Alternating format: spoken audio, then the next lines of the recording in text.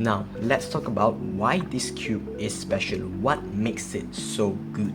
In my opinion, the first and biggest thing is the price to adjustability ratio.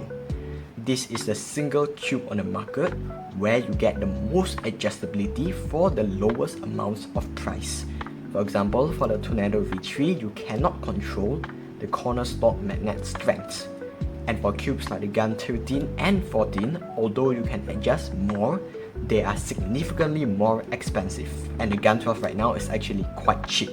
They are doing promotions left and right because, it's a 3-year-old model after all. However, as a 3-year-old model, the performance is actually pretty good. I would say that this performs better than the WRM V9 I have here, and I have actually switched mains from the V9 to the Gun 12, although it is like 2 years older than the V9. I also think, as a previous Tornado V3 mainer, that this is objectively better than the Tornado V3, but again, that's just my opinion.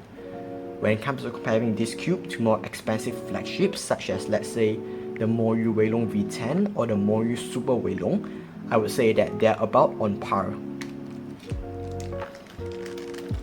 As you can see, the gun does fall back a little bit in terms of technology, in which they do not have repelling magnets and I do not have a bolt core. In that aspect, I do believe that the WRM V10 and Super Weilong does do better than the GAN. Now, to be frank, if you were to ask me if I would recommend the Gun 12, I would say no, especially if you can get the WRM V10 for cheaper. That is because this cube is in fact 3 years old, and today, this type of quality and performance can be reproduced with a cheaper price. So, unless you really like getting cubes, you're better off getting a bang for your buck, getting the WRM V10.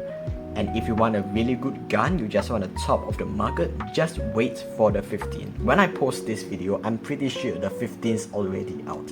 So that's my 2 cents about the Gun 12. However though, if you do want to try out the Gun 12, as I mentioned, it is going for quite cheap right now.